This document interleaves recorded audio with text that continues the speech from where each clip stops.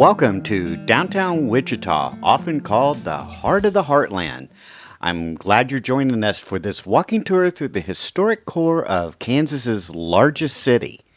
As we make our way through these streets, we'll uncover stories that reach back to Wichita's beginning as a frontier trading post, its growth through the cattle boom, and its evolution into a modern center of culture, innovation, and aviation. Let's start with a little background. Wichita's story began in the 1860s along the banks of the Arkansas River when traders like Jesse Chisholm established supply posts at several Native American tribes and pioneers moving west. The city was officially founded in 1870 and quickly became a bustling stop on the Chisholm Trail, a major route used to drive Texas cattle north to the railheads in Kansas. In fact, Wichita was once nicknamed Cowtown, and for good reason. By the early 1870s, cowboys, merchants, and saloon keepers filled these very streets. But Wichita didn't stay a rough and tumble cow town for long. As the cattle trade moved west, local trade leaders turned their focus to business, manufacturing, and transportation. The arrival of the railroad transformed Wichita into a commercial hub, and by the early 20th century, the city was booming once again, this time as the air capital of the world. Companies like Beechcraft, Cessna, and Stearman, which later became Boeing Wichita, helped shape Wichita's identity as a center of American aviation. Today, downtown Wichita reflects that layered history.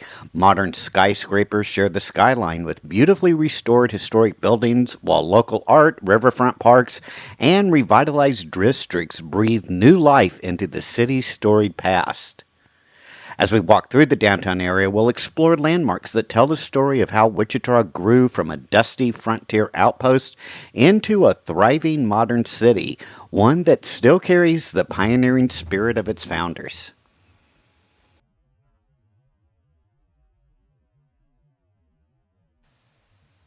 Our first stop is one of Wichita's most beautiful historic landmarks, the old Carnegie Library. It's right here just south of Old City Hall. You can't miss this classic Beaux-Arts architecture with the grand columns, detailed stonework, and that stately symmetry that makes it look like it belongs in a much bigger city. Now, this library is quite a story. Back in the early 1900s, most towns across the Midwest didn't have public libraries at all. Books were a luxury, and access to them was limited. That's where steel magnate Andrew Carnegie stepped in. He believed deeply in the power of education, so he started funding libraries, nearly 1,700 of them across the United States. But getting one of these libraries wasn't as simple as asking for a donation. Carnegie had a few requirements. A town had to have at least 1,000 residents, promise to staff, and maintain the building long after it was built. But most importantly, agreed that the library would always be free for everyone to use. Wichita, which was growing fast at the time, had no problem meeting those conditions. In 1912, the city was awarded a $75,000 grant to build its new library, a huge amount of money back then.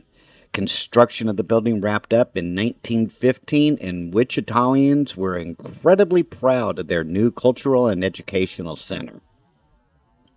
For about 50 years, this was the place for learning in Wichita. When it opened, the library could hold around 120,000 to 145,000 books and magazines, an enormous collection for its time. But Wichita continued to grow fast, and by the 1960s, the shelves were packed with nearly twice that number. So in 1967, the Central Branch moved into a new, much larger, brutalist-style building, and the old Carnegie Library began a new chapter of its own. Over the years, it served in different roles as a government office, as part of a museum complex, and then later became an office space for a bank. Our next stop is one of Wichita's true architectural treasures, the old City Hall building, which today is home to the Wichita Sedgwick County Historical Museum. Take a great look at this building. It's really hard to miss. Built back in 1892, this is one of the most impressive civic buildings in Kansas at the time. Designed by Willis Proudfoot and George Bird in the Renaissance Revival style, it's known for its ornate stonework and incredible attention to detail. Locals were so proud of it, they gave it a fitting nickname, the Palace of the Plains. But the structure isn't just beautiful, it's also one of the oldest surviving courthouses in the state, and it tells a story about Wichita's growing confidence in the late 19th century. When it was built, Wichita had transformed from a rough frontier town into a thriving, forward looking city. This grand building reflected that spirit perfectly. Today, the building serves as the Wichita Sedgwick County Historical Museum. Inside, there are 4 floors of exhibit that tells Wichita stories from its earliest days in the present to today. You'll find displays about Native American tribes who first called this region home, the early settlers and railroads who built the city, and the rise of Wichita's aviation industry and earned it the title Air Capital of the World. I'll leave a link in my description with the complete tour of this museum.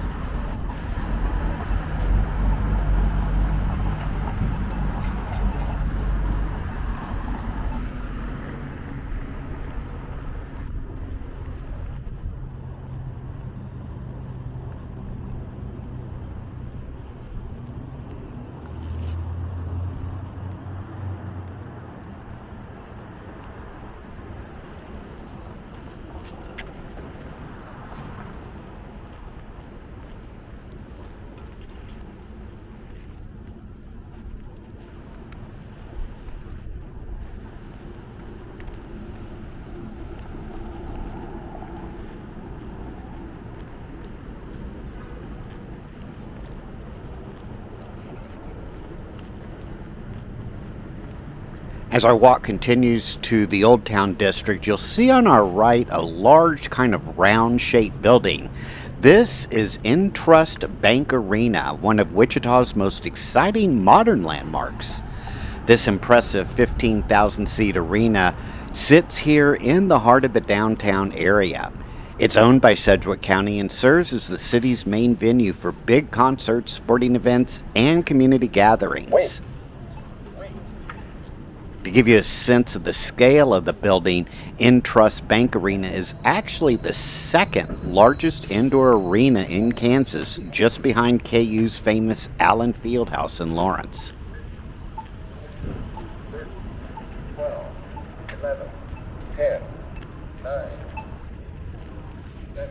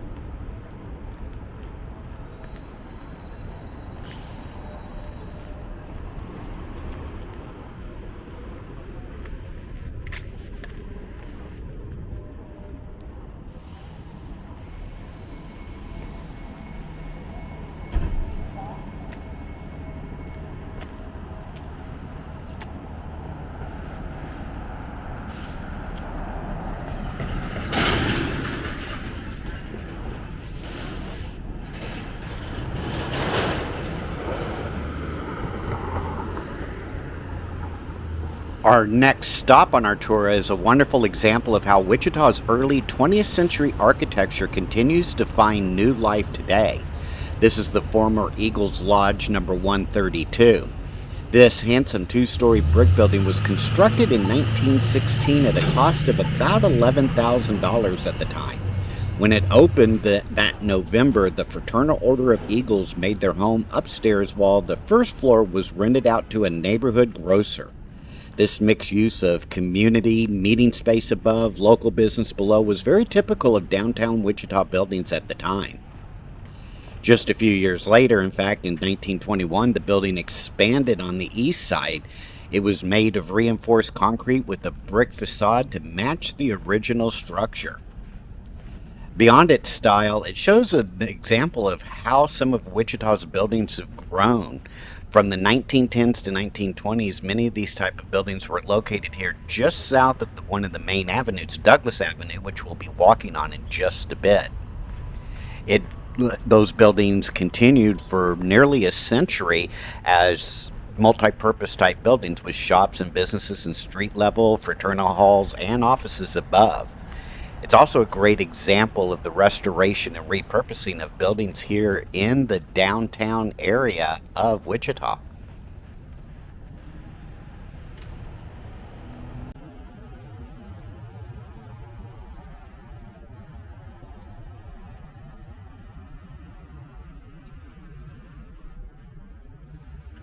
Our next stop is Knapsinger Park, right here at the southeast corner of Douglas Avenue and St. Francis Street.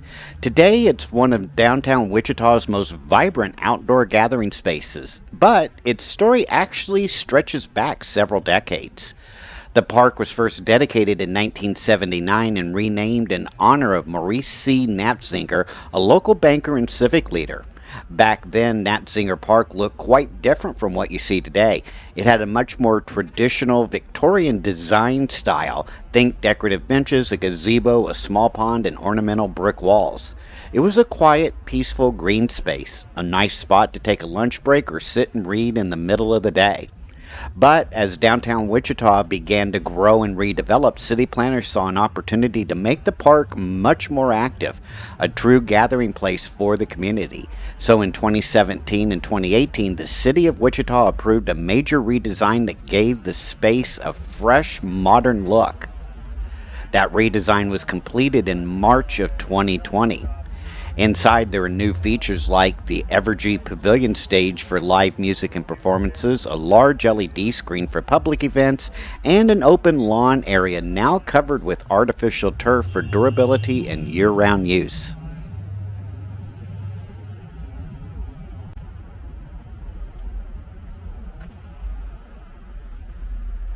On our left, the large brick building that you see is called Eaton Place. It sits right here in the heart of the downtown Wichita area. This building has a long and fascinating history. It actually dates back to the 1880s, making it one of the oldest structures in this part of the city. Eaton Place sits here historically on East Douglas Avenue, which in the late 19th and 20th centuries was a bustling commercial corridor. Back then, this area was home to hotels, warehouses, retail shops, and lodging, basically the heart of downtown commerce. It once held a hotel called the Eaton Hotel, which was built in the late 1800s. But fast forward about 100 years or so, and the block, including Eaton Place, underwent a significant preservation project. In fact, it was one of the largest preservation packets in the state of Kansas during this time.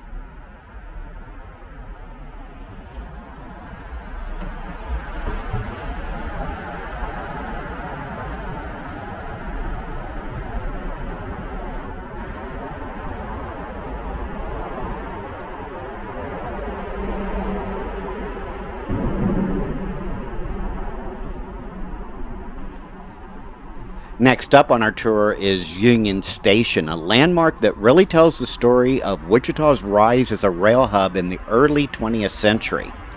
By the early 1900s, Wichita had multiple railroad depots scattered along Douglas Avenue, including the Atchison, Topeka, and Santa Fe Railroad, the Chicago, Rock Island, and Pacific Railroad, and the St. Louis San Francisco Railway Depot.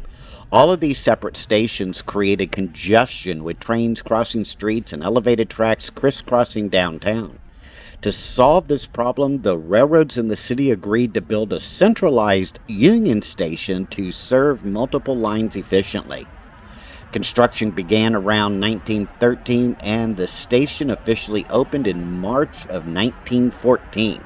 It cost about $2.5 million to build the station, a huge investment at the time. In its heyday, Union Station handled a high volume of passenger traffic connecting Wichita to cities like Chicago, Los Angeles, and St. Louis. However, as automobiles, highways, and air travel became more popular, passenger train traffic declined. The station's final passenger service was the Amtrak Lone Star line between Chicago and Houston, which ended in 1979. After that, though, the building didn't sit idle for long. Parts of it were used for commercial and office purposes. Then in 2013, a local developer purchased the property and launched a major reuse project, turning Union Station into a mixed use campus with offices, retail, restaurants, and event spaces.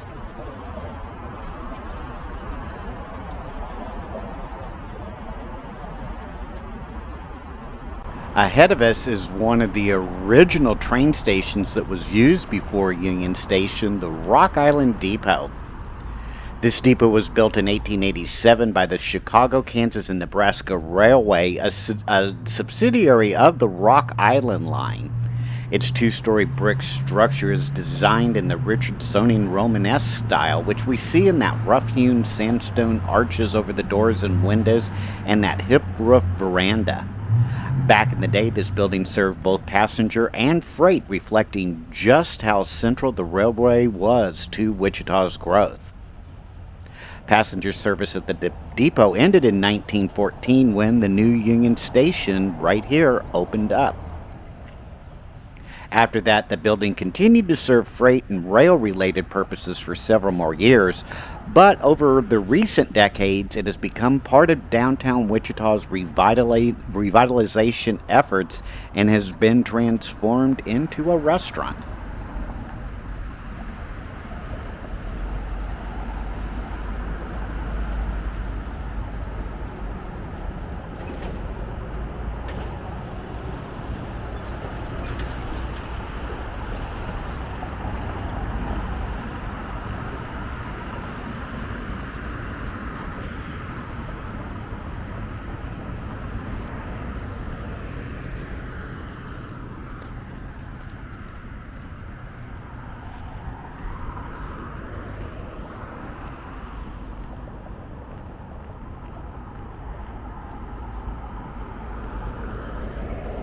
The next part of our journey takes us through Old Town, one of downtown Wichita's most vibrant and historically rich districts.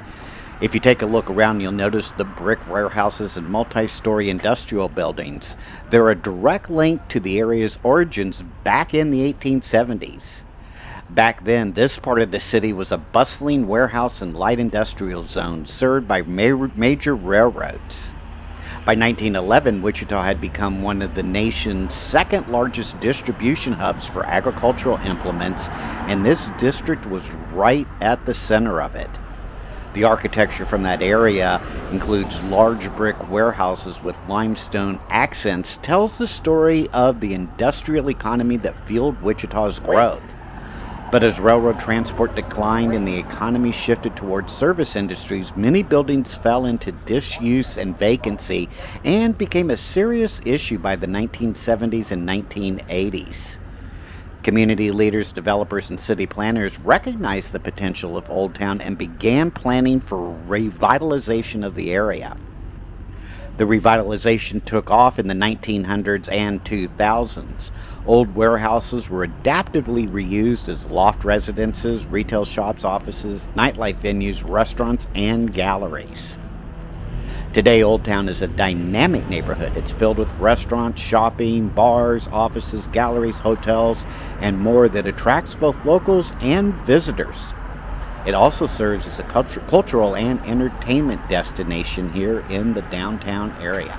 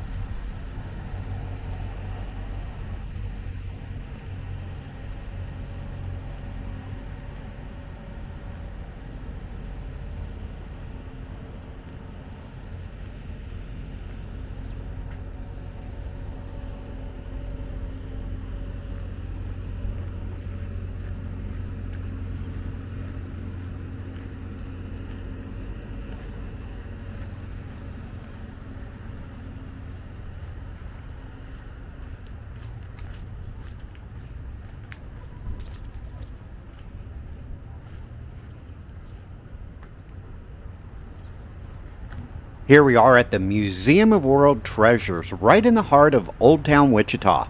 This museum offers an incredible journey through time and culture, from prehistory all the way to modern American pop culture. The museum itself was founded in 2001 as the Museum of Ancient Treasures, and in just a couple of years, the collection had grown and needed bigger space. That's when it moved to this current location here in the Old Town area. Inside the museum, which I'll put a link to a description because I have a complete walkthrough of the museum, you'll find prehistory and natural history exhibits. One highlight is Ivan the T Rex, discovered in 2007 and one of the most complete T Rex fossils ever found. Only 3 vertebrae in the tail are missing from this dinosaur. There's also exhibits on ancient civilizations like Egypt, Greece, Rome, Africa, and Southeast Asia, as well as a very extensive military and modern history collection.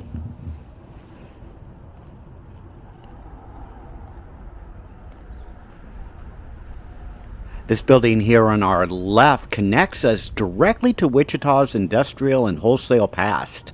Originally constructed in 1923, this 3-story concrete and brick warehouse was designed by Glenn H. Thomas. Back in the day, this was the Grant Billingsley Fruit Company building, and it served as both warehouse and office space for the wholesale fruit and production business. It's now located here in the Old Town area, and it is part of some of those warehouses and other types of commerce buildings that have been transformed into different purposes.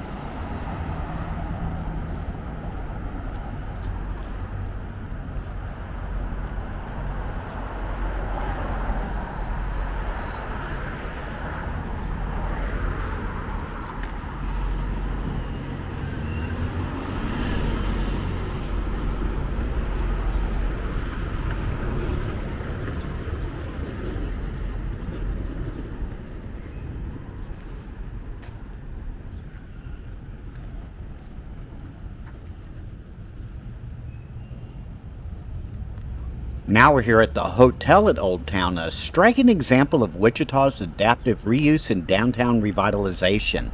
This building wasn't always a hotel. It was originally constructed in 1906 as a warehouse for the King Cutter brand, which sold tools, silverware, dishes, and sporting goods.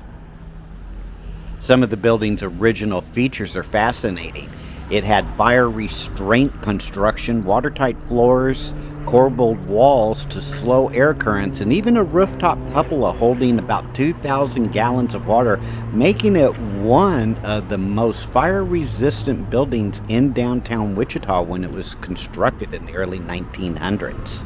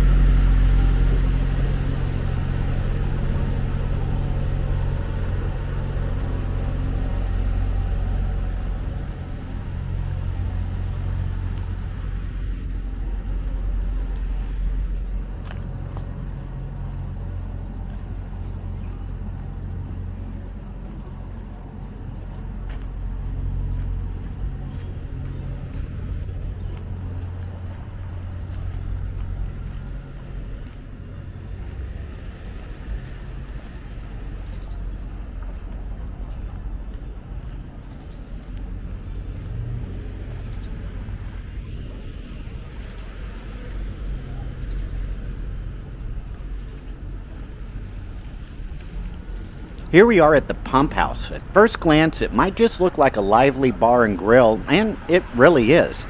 But this building has a story that takes us back to 1931 when it was originally constructed as a filling station for the city of Wichita.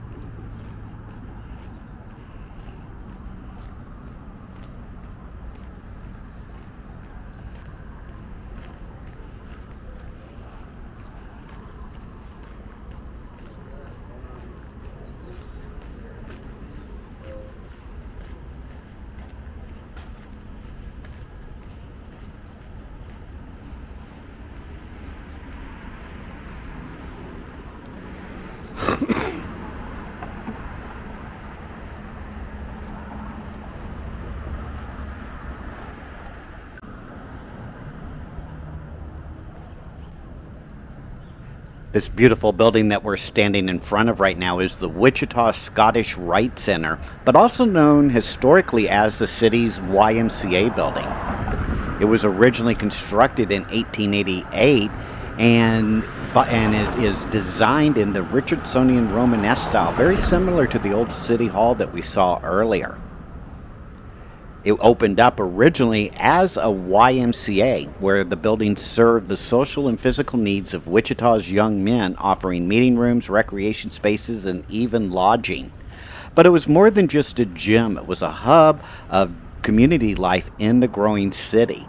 Later, the building was taken over by the Wichita Scottish Rite, a Masonic organization, and became known as the Scottish Rite Temple.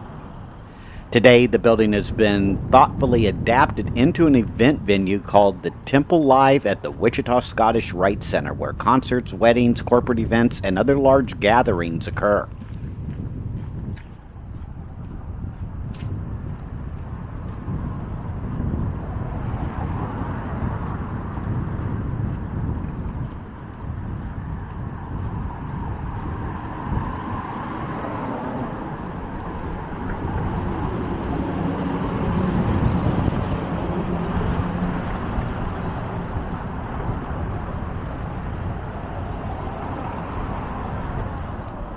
Here we are at the Orpheum Theater.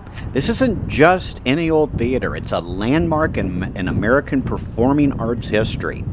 The Orpheum opened its doors in September of 1922 as a vaudeville house, part of the famous Orpheum circuit. Its architect, John Everson, was just starting to pioneer what became known then as the atmospheric theater style.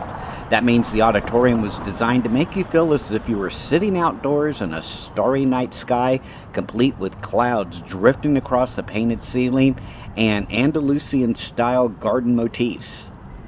As people stepped inside during the show, you could sense what that magical illusion must have felt like.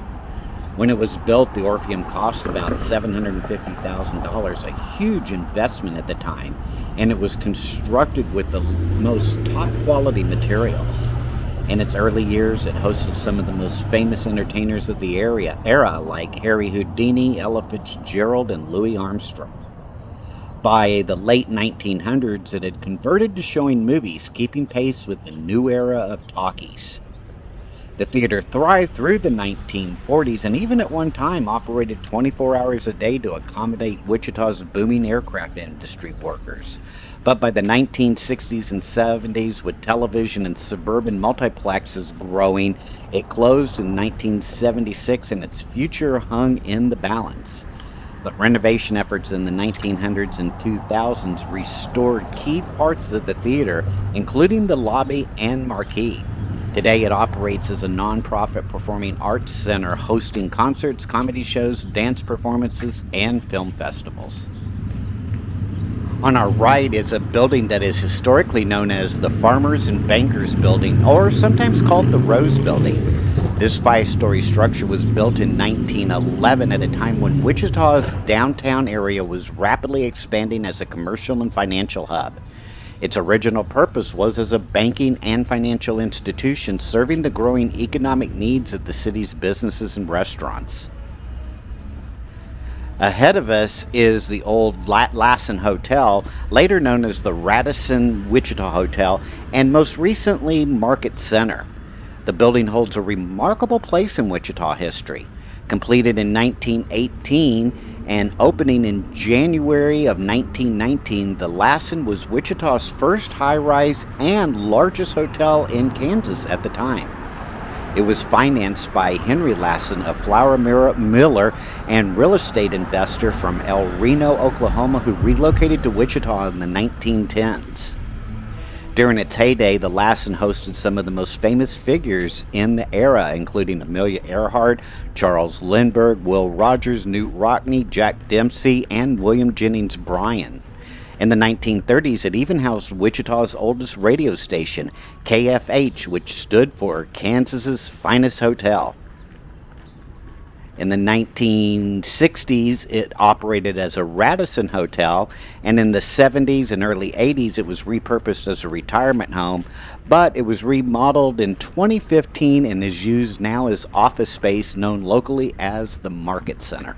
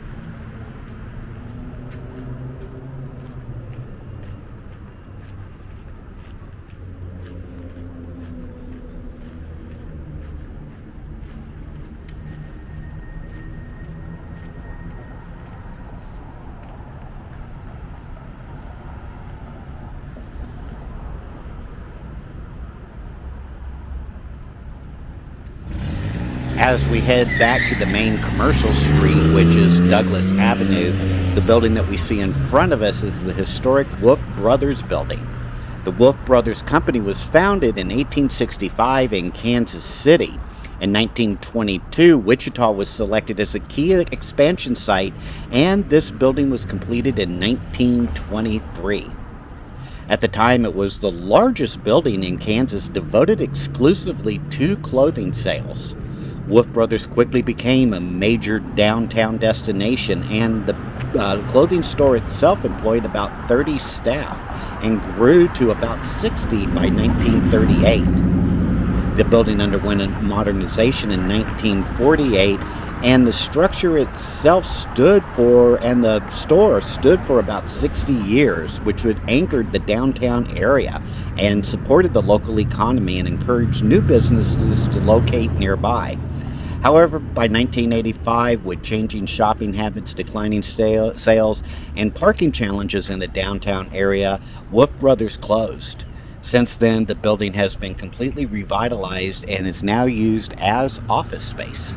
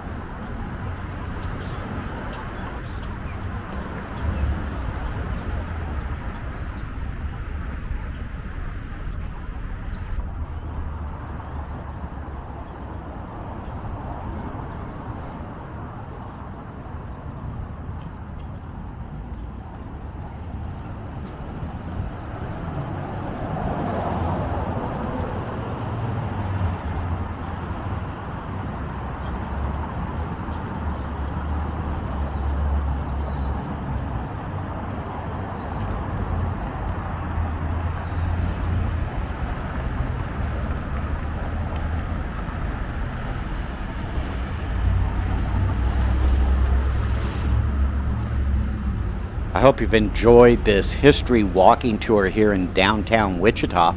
Make sure to hit that like and subscribe button, and we will see you on our next Wandering Walks of Wonder tour. Take care now. Bye bye.